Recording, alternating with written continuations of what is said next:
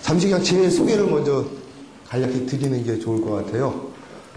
저는 전공은 사회학을 했습니다. 정보사회학을 했고, 그래서 사실 교육학에는 문외한입니다. 근데 정보사회학을 한 10여 년 정도 연구하면서 인터넷의 트렌드를 부지런히 쫓아왔고요.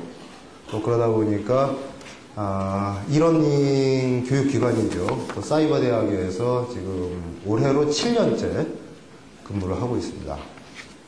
그래서 어쨌든 이제 이러닝을 직업적으로 지금 접하게 되었고요.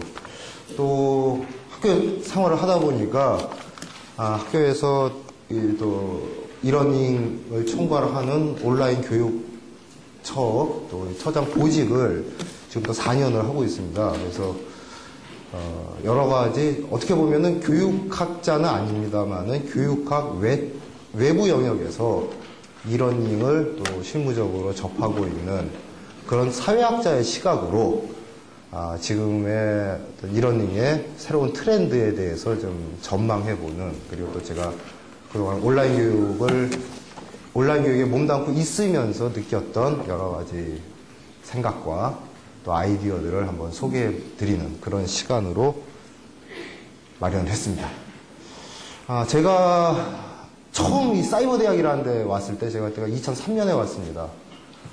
야, 정말 새롭고 신선하다. 이런 교육도 있구나. 이런 교육 방식도 있구나라고 처음에는 대단히 충격을 받았습니다. 충격을 받고 정말 새롭다. 이런 생각을 매일매일 하면서 지냈습니다. 그런데 이 짓을 좀 몇 년을 하다 보니까 이런 회의가 요즘은 들기 시작합니다. 야, 이러닝이라는 게 진짜 이게 새로운 교육이냐? 좀 그런 의문이 들더라고요. 그러니까 조금은 이제 저도 그동안의 경험 속에서 이걸 좀 객관적으로 성찰할 수 있는 그런 좀 경험과 시각이 생기다 보니까 지금의 이러닝이 사실은 그다지 새롭지 않구나 라는 생각을 하게 됐습니다.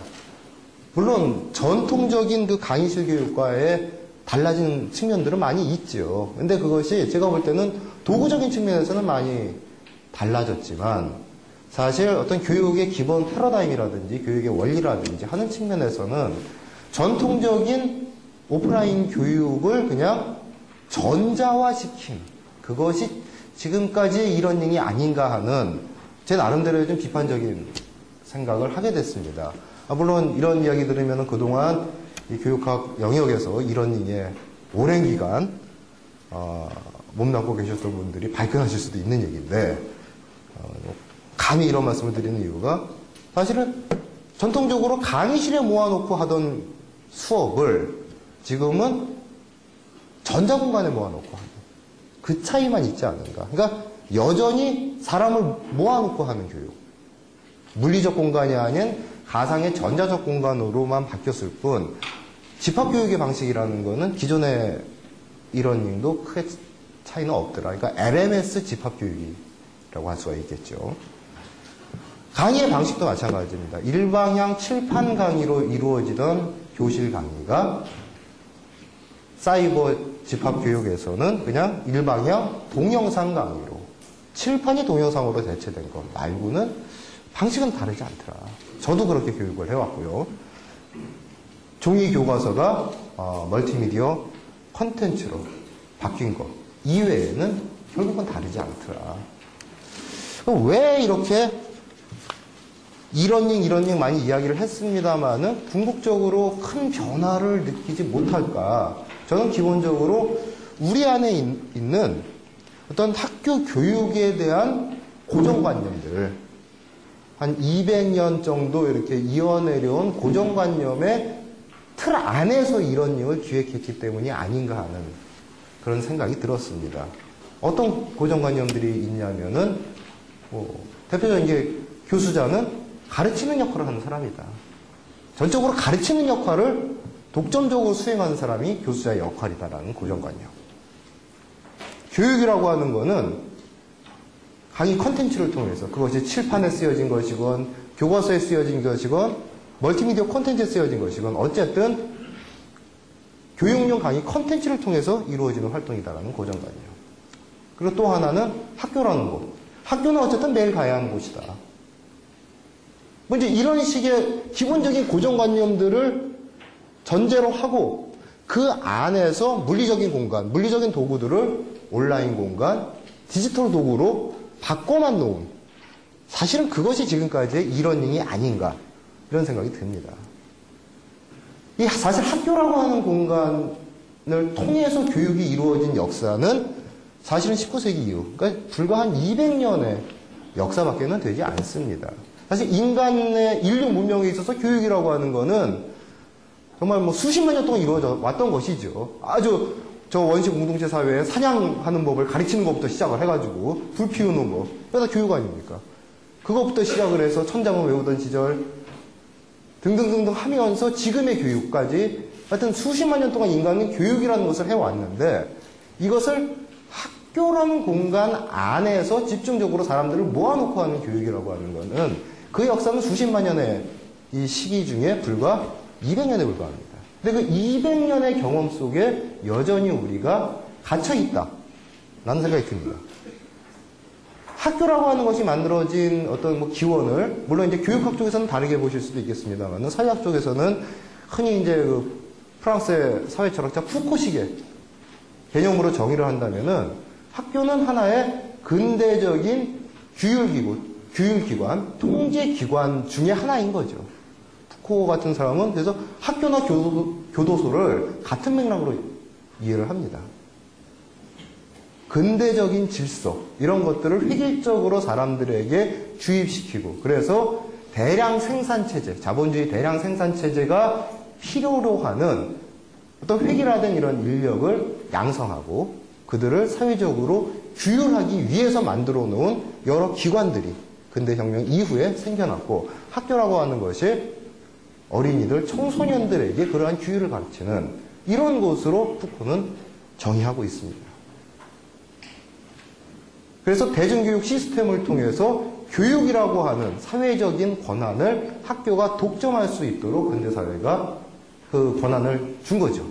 그리고 그 안에서의 교육의 틀이라고 하는 것이 지금까지 한 200년 동안 공고하게 이루어져 왔는데, 흔히 교육혁명 이야기하는 이러한 그 이러닝 시대의 교육혁명에서도 결국은 200년 전에 기획되었던 학교에 대해서 부여했던 기본적인 패러다임, 그 틀 안에서 디지털적인 온라인적인 방식으로 도구만 바꿔주는 이런 방식의 기획들이 지금까지의 이러닝의 어떤 그 경험들이 아니었나 싶습니다. 그런데 사실 우리가 곰곰이 생각을 해보면요, 지금 여러분들이 상당히 유용하게 사용하고 있는 지식이나 기술이나 이런 것들 중에 아주 중요한 것들은 학교가 아닌 다른 방식으로 나도 모르게 습득한 것들이 꽤 많습니다. 대표적인 게, 다 여기 이제 컴퓨터 인터넷 쓰시잖아요. 여기 계신 분들 중에 학교에서 컴퓨터 교육 받으신 분, 체계적으로 학교 교육이 아니었으면 나는 아직까지 컴맹, 넷맹 신세를 벗어나지 못했을 것이다 라고 생각하시는 분 있으면 한번 손들어 보십시오. 한 분도 없습니다. 실제 학교에서 컴퓨터 시간이 있습니다. 있는데 사실 학생들이 선생님보다 더 잘하죠. 선생님이 오히려 배웁니다, 학생들한테. 새로운 지식, 새로운 어떤 기능 이런 것들이 학교가 아닌 다른 방식으로 이미 알게 모르게 습득이 되어가는, 그것이 몇몇 사람들이 아닌 거의 모든 사회 구성원들에게 습득되어가는 과정을 우리도 모르는 사이에 우리가 이미 경험을 해버린 거예요.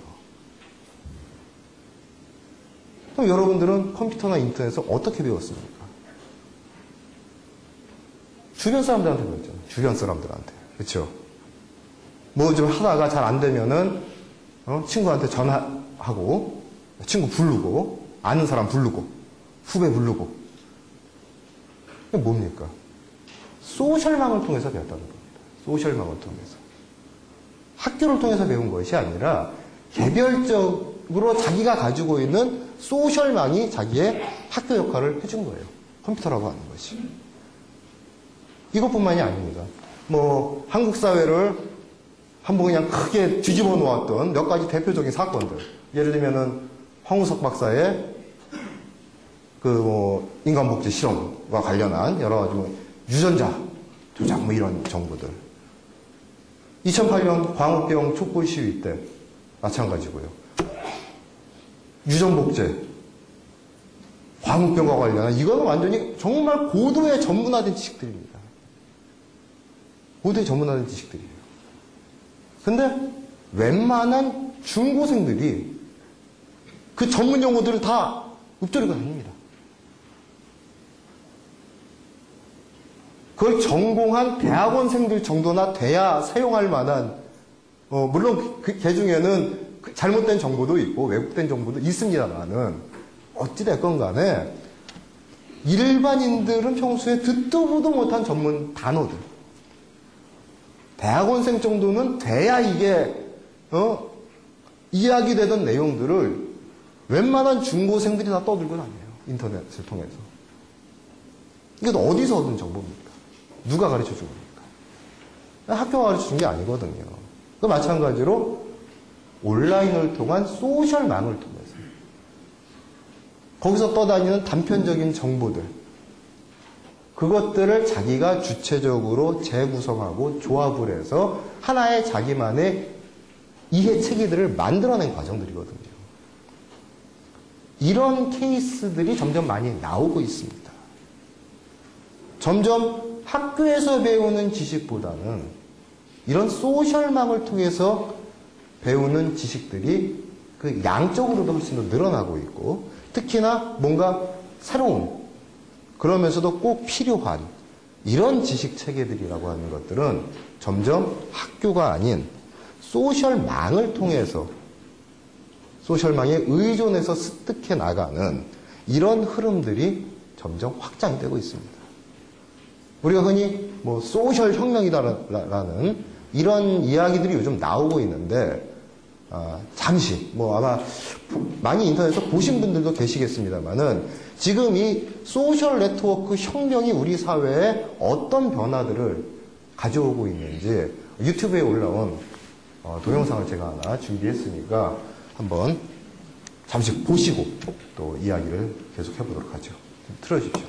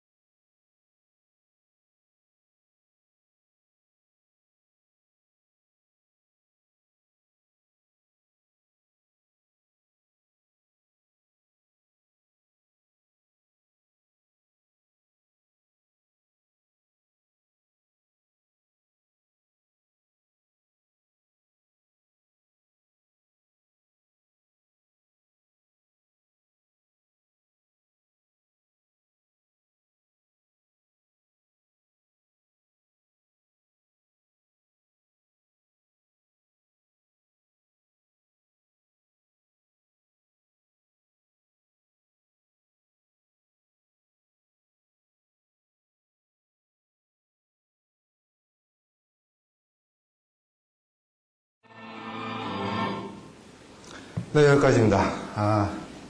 상당히 많은 이야기들이 아주 빠른 속도로 지나갔기 때문에 여러분들이 다 숙지를 하셨는지는 모르겠어요. 몇 가지 의미 있는 데이터들만 다시 한번 좀 리뷰를 해드리면은, 미국에서 현재 8커플 중에 한 쌍은 소셜 네트워크를 통해서 만나서 교제를 하고 있다고 합니다. 여기 혹시 아직 미혼이신 분들, 자신의 커플을 소셜 네트워크를 통해 만나신 분들이 8분의 1이 될런지 모르겠습니다. 제가 많은 강의장에 가서 물어보면은 8분의 1이 한국에서는 아직 안 되고 있는 걸로 경험적으로 보이는데, 사람들은 광고보다 주변 사람들의 평가를 더 많이 신뢰한다. 78%가 그렇게 한다고 나왔습니다. 물론 그 주변 사람들이 그냥 내 정말 옆에 있는 아는 사람들이 아니죠. 만난 적은 없지만 소셜을 통해서, 소셜 네트워크를 통해서 커뮤니케이션을 나눴던 그 사람들을 훨씬 더 신뢰합니다.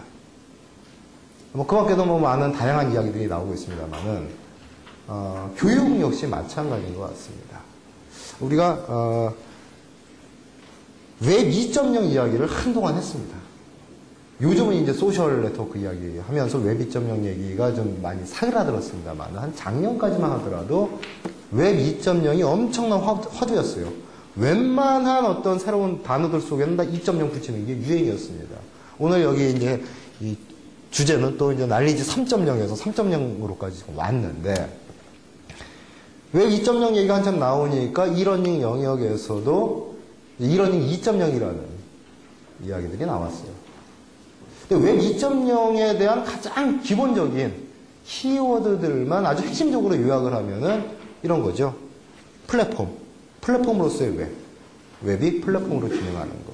그리고 그 안에서 개방과 공유와 참여의 가치가 구현이 되고, 그걸 통해서 집단지성의 어떤 흐름들이 만들어지는 이런 원리를 웹 2.0이다라고 정의를 한다면은, 결국 이러닝 2.0이라고 하는 것들은 웹이 교육 플랫폼으로서, 그리고 교육의 방식이 개방과 공유와 참여 지향적인 방식으로, 그리고 이걸 통해서 집단 지성이 구현이 되는, 근데 이런 원리가 아주 단순화시켜서 이야기하면은 이러닝 2.0의 가장 기본 골격이 되겠죠.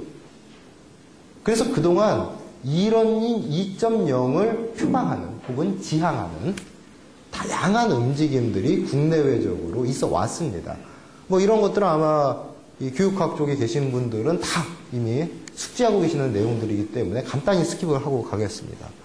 유튜브에서 세계 명문 대학들의 동영상 강의를 올려놓는다든지, 위키피디아를 이용해서 위키대학, 또 이제 위키 유니버시티, 또 요즘 이제 위키북스라고 해서 위키 기반의 교과서를 공동으로 만드는 이제 이런 움직임들도 나오고 있고요. 무들, 오픈형 LMS 많이 아실 겁니다. 제가 지금 몸담고 있는 경희사이버대학에서는 구글에서 제공해주는 어플리케이션을 가지고 이런 구글 앱스 시스템을 지금 구현해서 사용하고 있습니다. 이메일이나 기본적인 스케줄러라든지 이런 것들을 전부 이제 이렇게 제공을 하고 있는데, 현재 이제 구글 앱스를 사용하는 대학도 미국에서만 약 2,000여 개 대학이 사용을 하고 있는 걸로 이렇게 나오고 있습니다. OCW 워낙 잘 아실 얘기니까 따로 설명 안 드리겠습니다. 숙명여대에서 스노우라는 사이트를 개설했죠. 그래서 유튜브 에듀와 비슷한 방식으로 전 세계 유명 동영상 강의들을 그 대학과 협약을 통해서 가지고 와서, 그 다음에 자원활동가들이 한글 스크립트로 번역을 해서 지금 올려놓고 있는 이런 것들이 대부분 다 이러닝 2.0을 표방하는 지금까지 나타난 프로젝트들입니다. 사실 이것만으로도 많은 사람들이 또 열광을 했어요. 그리고 아직도 한국에서는 이만큼도 많이 사실 못 따라가고 있는 게 현실입니다. 한국에서 오픈형 LMS 이런 거 아직 없습니다. KOCW 이런 거 하지만 거의 지금 침체되어 있습니다. 캐리스에서 지금 하고 있는 KOCW 사이트도 저도 들어가 보니까 또 거기 또 회원가입해야 되고 뭐 귀찮더라고요. 오픈형인데 회원가입하고 뭐 주민등록 집어넣고 안 봅니다. 그런데 과연 이런 것들이 진정한 이런 2.0인가? 제가 또 이제 도발적인 좀 이야기를 해보려고 합니다. 아까 제가 플랫폼으로서의 교육 플랫폼으로서의 웹, 참여, 개방, 공유, 지향적인 교육, 집단지성. 이게 이제 웹 2.0의 기본 키워드다라고 말씀드렸는데, 자, 다시 아까 끌려와 보겠습니다. 교육 플랫폼으로서의 웹입니다. 근데 앞서 보셨던 이런 사례들을 보면요. 사실은 교육 플랫폼으로서 역할을 한다기보다는 교육 콘텐츠 수집하는 플랫폼입니다. 그 안에서 진짜 교육 프로세스가 이루어지고 있느냐? 전 별로 그렇게 안 보거든요. 그냥 교육 콘텐츠들을 쫙 수집하고 카테고리별로 분류하고 그래서 그냥 보게 해주는 이거는 콘텐츠 수집 플랫폼이지 진정한 교육 플랫폼 같지는 않습니다. 제가 볼 때는. 유튜브 에듀라든지 여기 또 숙대분도 와 계실지 모르겠습니다만 숙대 수동도 저는 마찬가지라고 봅니다. 자, 개방, 공유, 참여지향적인 학습, 교육 이야기 합니다. 근데 개방하고 공유하고 참여하는 게 저런 플랫폼 속에서 학습자가 개방과 공유와 참여를 누리지 못해요. 교육기관이 자기 콘텐츠 개방하고 참여하고 공유하고 하는 겁니다.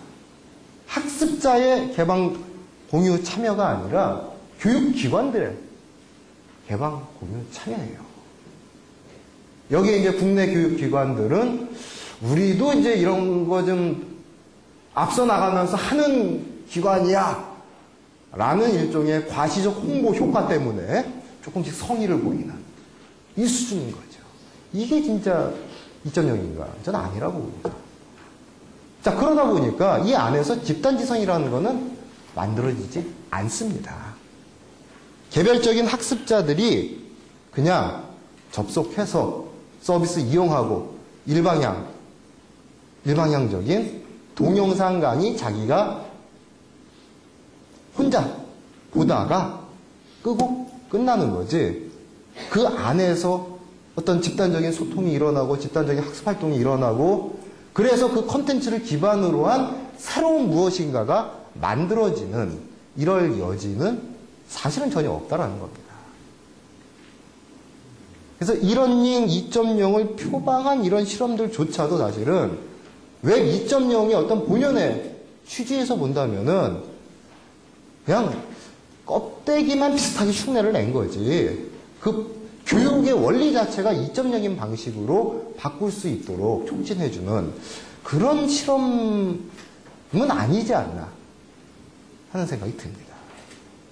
예를 들면 유튜브 에듀나 뭐 스노우나 요즘 이제 아이튠스에서도 애플에서도 이제 하고 있습니다만은 그 컨텐츠들을 가지고 교수자가 뭔가 그 컨텐츠를 재조합하고 재구성을 해서 하나의 교육 커리큘럼을 만들어낸다라든지 이런 작업들을 할 수 있는 여지는 전혀 없죠. 학습자들이 그 컨텐츠를 수강한 학습자들 간에 할 수 있는 소통의 방식은 그냥 단발적인 댓글, 유튜브 댓글란에 다는 거. 그게 끝입니다. 그래서 여기서 뭔가 좀 더 나아간 어떤 새로운 기획, 새로운 구상이라는 것들이 사실은 지금 필요하다라는 그런 문제의식을 제가 가지고 있는데 그런 문제의식의 단초들을 제가 이제 아무래도 이제 제 전공 베이스에서 좀 찾다 보니까 이제 마샬 맥루한이 했던 유명한 그 명제들이 몇 가지 있죠. 마샬 맥루한은 이런 얘기를 했습니다. 미디어는 메시지다. 미디어가 단지 메시지를 실어 나르는 도구에만 그치는 것이 아니라 미디어 그 자체가 메시지적인 성격을 가진다라는 겁니다. 동일한 메시지를 하더라도 이것이 문자 미디어로 전달이 되었을 때와 영상 매체로 전달이 되었을 때 사람들에게는 다른 의미로 오게 된다는 거죠. 아주 단적인 이야기로 우리가 춘향전을 예를 들 때 춘향전을 소설로 읽었을 때와 그것을 영화로 봤을 때 그것이 사람들에게 오는 전달되는 메시지의 내용은 달라진다는 겁니다. 마찬가지로 미디어가 메시지라고 한다면은 이러닝의 가장 어떤 기반이라고 할 수 있는 웹이라고 하는 미디어. 웹이라고 하는 미디어 그 자체가 하나의 독특한 메시지 효과를 갖고 있다는 사실을 기본적으로 인식하는 데서 출발을 해야 된다는 겁니다. 동영상 콘텐츠, 강의 콘텐츠가 제공이 된다 하더라도 그것이 그냥 TV를 통해서, 교육방송 EBS를 통해서 보는 강의 영상과 달리 웹을 통해서 영상이 제공이 될 때 웹의 속성에 맞는 다양한 어떤 그 기능이나 특성들이 그 안에 사실은 녹아들어가는 그런 기획이 필요한데 지금까지의 이러닝이라고 하는 것들은 그런 고민이 별로 없지 않았나. 그래서 뭔가 이 웹이 가지고 있는 고유한 특성들, 뭐 대표적인 게 뭐 개방성이라든지, 뭐 비선형성이라든지, 네트워크의 확장성이라든지, 또 어떤 이용자 중심, 이용자가 주체가 되는, 강의자가 주체가 아니라 이용자가 주체가 되는, 학습자가 주체가 되는. 뭔가 이제 이런 원리들을 기본 골격으로 세워놓고 그 안에서 새로운 틀을 짜야 되지 않겠나. 자, 마샬 맥루아는 또 이 미디어는 메시지다라는 명제에서 조금 스페링 하나를 바꿔가지고 또 다른 의미 있는 이야기를 합니다. 이제 미디어는 또 마사지다라고 이야기를 해요. 마사지다. 자, 마사지를 받아보셨죠? 마사지 받으면 어떻습니까? 내 촉각을 자극하죠. 내 촉각을 자극합니다. 미디어가 바로 사람들의 감각을 자극하는 효과를 가진다는 겁니다. 미디어를 통해서 사람들은 외부 세계로부터 새로운 자극을 받고 새로운 경험 양식을 창출하게 됩니다. 마찬가지로 웹이라고 하는 미디어, 디지털이라고 하는 이런 미디어가 과연 학습자들을, 이용자들에게 어떤 자극을 줄 수 있는가. 그냥 앉아서 영상을 보고 교환 콘텐츠, 뭐 마우스 클릭 몇 번 하는 거, 그거는 이용자가 자극을 받는 행위는 아니죠. 클릭하면은 웹이 자극을 받지 이용자가 자극받지는 않죠, 그렇죠? 과연 어떻게 이용자들에게 새로운 자극을 제공을 해줄 것인가? 뭔가 이제 이런 어떤 그 고민 속에서 새로운 이러닝 모델의 기획을 위한 그런 그 이제 출발이 좀 요구되지 않나 싶고요. 그래서 저는 이제 앞으로 이야기하는 저는 사실 오늘 이 전체 주제에서 이야기하는 3.0이라는 말은 좀 함부로 쓰기는 좀 싫어해가지고 그냥 편의상 차세대라고 그냥 해야겠습니다. 차세대 이러닝의 제가 생각하는 핵심 키워드를 이 세 가지로 지금 보고 있습니다. 하나는 일단 지금까지 쭉 말씀드렸던 소셜이라고 하는 거. 그 다음에 두 번째가 이제 3스크린 이야기 많이 하죠, 요즘. 3스크린이라 하면은 TV 브라우관, PC 모니터, 그리고 요즘 이제 많이 사용하는 스마트폰의 화면. 그러니까 디바이스 측면입니다.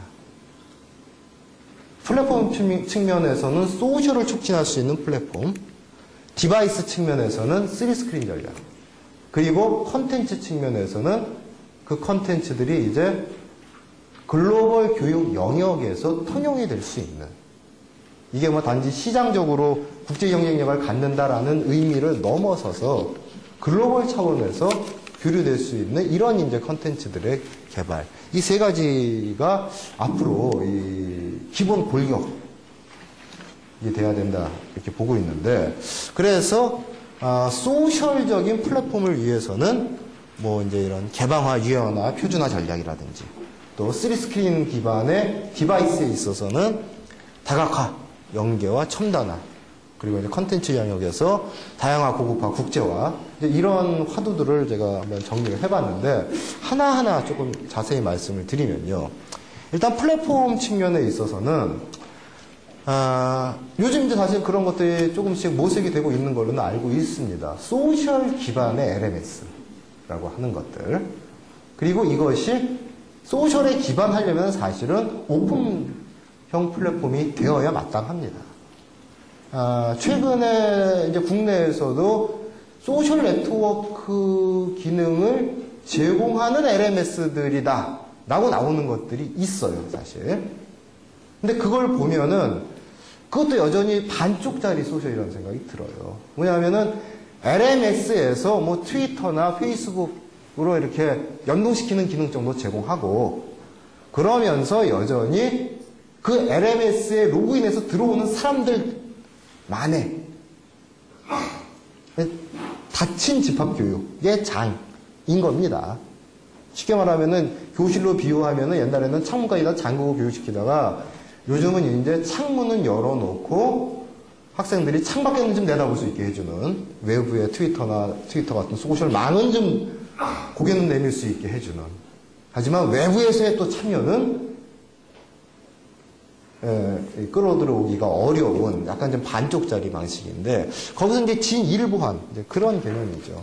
그래서 그런 식의 소셜형 오픈 LMS의 모델 뭐 그 모델에 대한 완성된 그림을 특히나 저 같은 비교육학 전문가가 가지고 있을 리는 없겠습니다만은 사실은 이제 여러분들이 좀 고민을 하셔야 될 영역인 것 같고요. 그 다음에 이제 유연화 같은 경우는 대표적인 게 그겁니다. 그러니까 획일화된 강의실 구조를 벗어나자라는 겁니다. 오프라인 강의실도 보면은 이런 식의 극장식 강의실도 있고 원탁형 세미나형 강의실도 있고 다양한 강의실 유형들이 있지 않습니까? 근데 오히려 이런 강의실을 보면은 획일화된 강의실이에요. 학습자의 특성, 교과목의 어떤 특성, 학자의 숫자 이런 거 전혀 고려하지 않고 획일화된 강의실들이 온라인상으로 구현이 되어 있습니다. 그런 것들을 유연하게 모듈의 형태로 학습자들이 혹은 교수자가 자기의 어떤 강의실을 구성해낼 수 있는 이런 거가 요구가 되고요. 그 다음에 편사 같은 경우에 아무래도 웹페이지는 때문에 별도로 말씀드릴 필요는 없을 것 같고요. 그 다음에 디바이스 같은 경우도 그렇습니다. 지금 이제 기본적으로 이런 내용은 PC 기반, 인터넷 기반의 교육으로 가고 있죠. 그리고 최근에 이제 스마트폰으로 이러닝을 지원하는 이런 것들이 나오고 있습니다. 지금 저희 학교도 이번 9월 이번 학기부터 지금 아이폰으로 이걸 제공을 해주고 있는데, 근데 사실은 그런 것 같아요. 그러니까는 각기 개별적인 디바이스들, TV, 뭐 IPTV가 될 수 있겠죠. 뭐 인터넷 TV라든지 PC, 그 다음에 스마트폰. 사실은 이것들 간의 연계 전략은 아직까지는 좀 미약한 수준입니다. 그러니까 웹으로 보던 거, PC로 보던 거, 똑같은 거 스마트폰으로 볼 수 있다. 딱 지금 거기까지거든요. 근데 사실은 거기서 더 나아가서 스마트폰을 가지고 수업을 하면서 스마트폰은 예를 들면 이동성이 있는 거 아닙니까?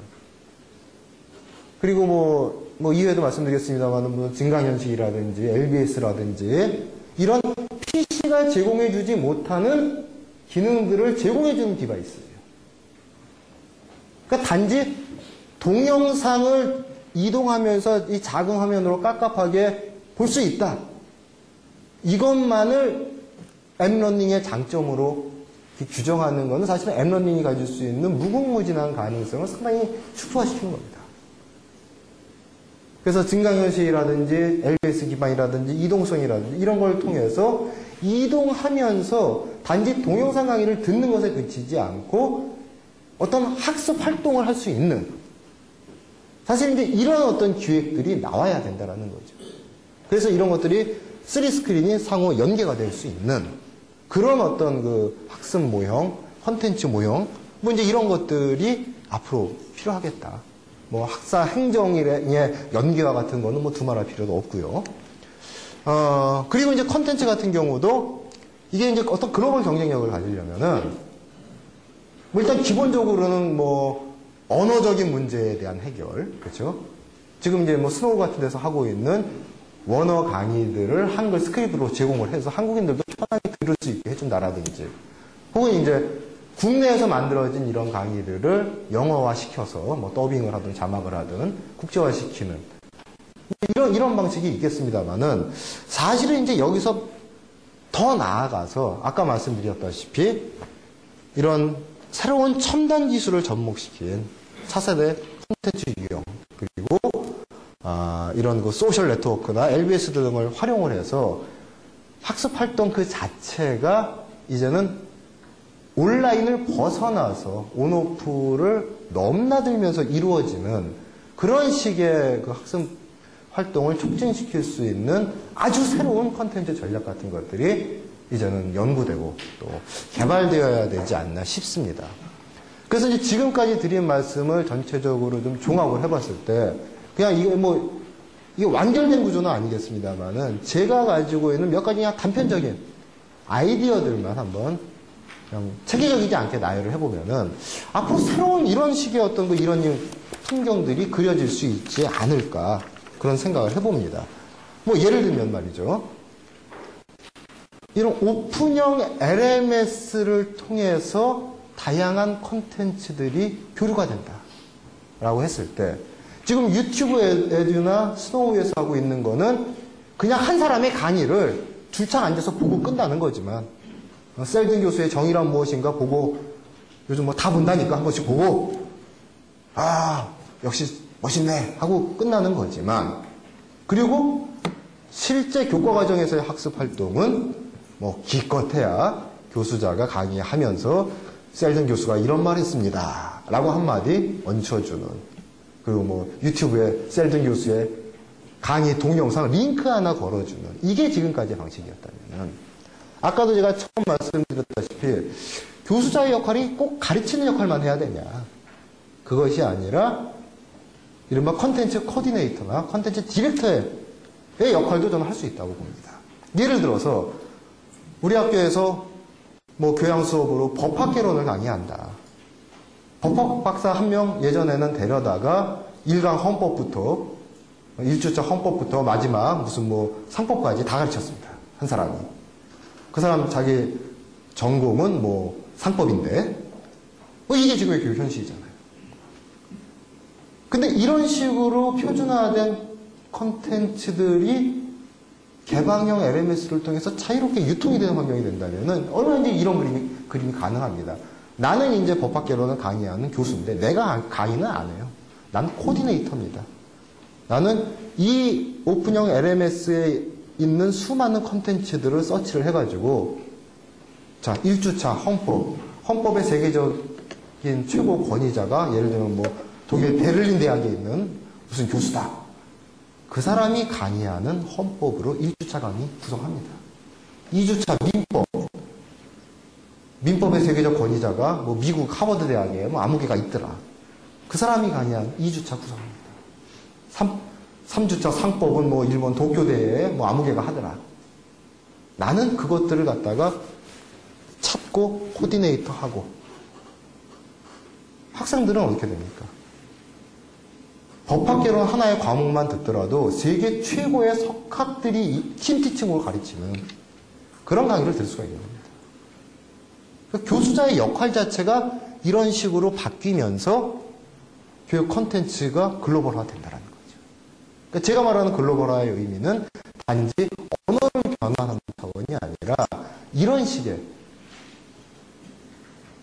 정말 세계적인 석학자들을 내 강의실로 불러들여서 강의를 시킬 수 있는 이런 환경을 의미하는 겁니다.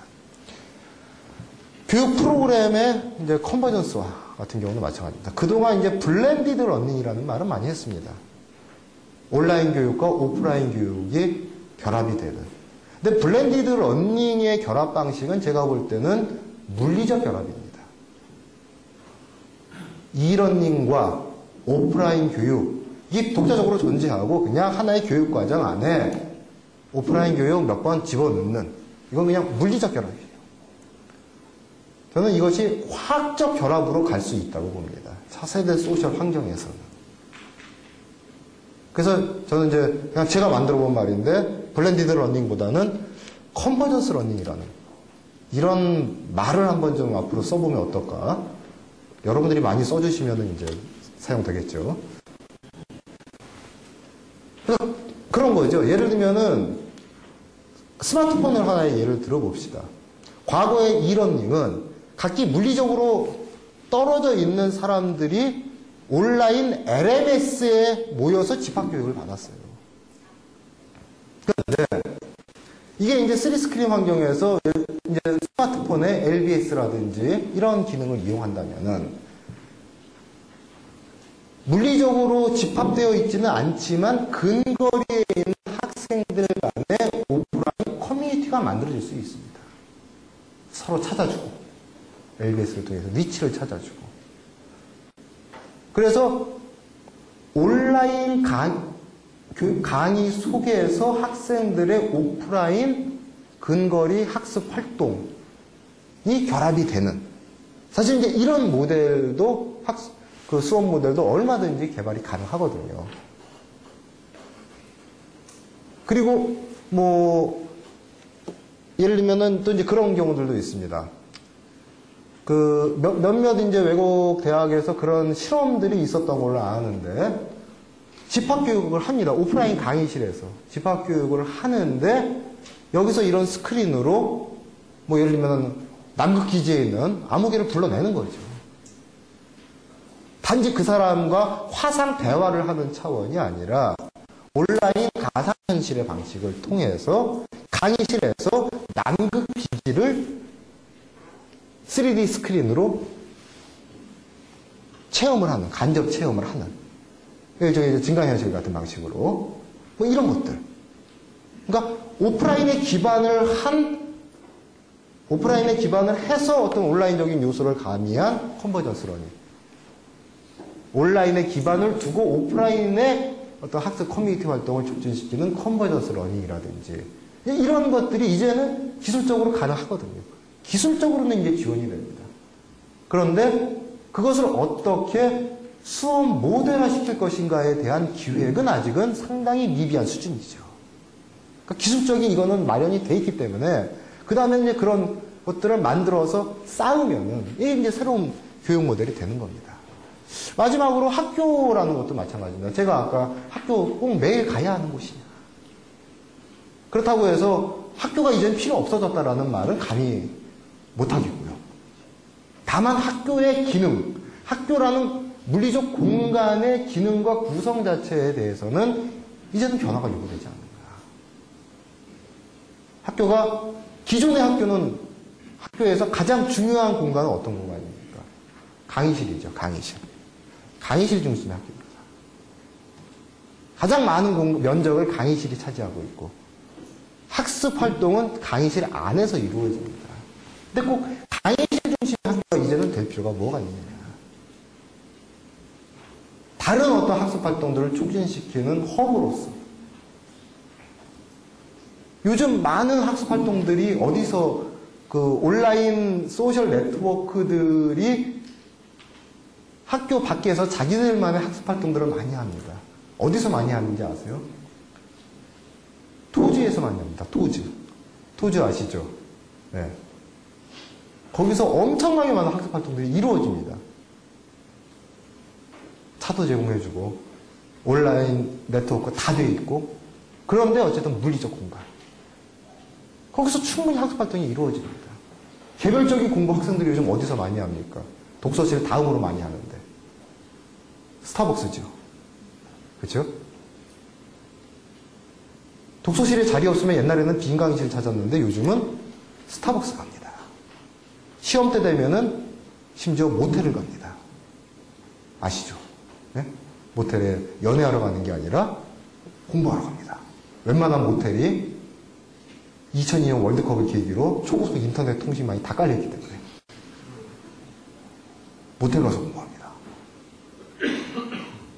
그런 장들이 이미 학생들이 개척을 하고 있어요. 그럼 왜 스타벅스, 토즈, 모텔 같은 공간을 밖에서 찾아야 하느냐? 학교 안에서 찾으면 되지 않습니까? 학교가 그렇게 지원해주면 된다는 거죠. 그러다 보면 학교가 굳이 이렇게 거대한 캠퍼스를 가질 필요도 없을 것 같아요. 분산형, 거점형, 규모보다는 편의성과 기능성을 중시한 이런 식으로 앞으로 학교의 건물 구조 자체도 바뀌어 나가지 않을까 싶고요. 그래서 뭐 제가 상당히 거칠고 때로는 좀 뭐 허황된 측면도 있을 것 같고 잘 다듬어지지 않은 이런 어떤 그 문제의식과 또 새로운 아이디어나 전망 같은 것들을 여러분들에게 던져드렸습니다만은 사실은 이런 것들이 앞으로 새로운 교육, 새로운 이러닝의 설계를 위한 하나의 좀 고민의 단초가 되면은 좋겠다라는 생각이 들고 그런 것들이 사실은 여러분들과 같은 이런 교육 쪽에 전공을 하고 계시는 분들의 앞으로의 좀 큰 몫이 아닐까 싶고요. 마지막으로 제가 이건 뭐 약간 홍보성 영상인데 증강현실과 교육이 어떻게 접목되는지를 그냥 그래픽이 좀 멋있어서 마지막으로 보여드리려고 가져왔습니다. 이 영상을 끝으로 제 강의는 마치고요. 잠깐 영상 하나 더 감상하시고 뭐 질문 같은 거 있으면 받도록 하겠습니다. 틀어주세요.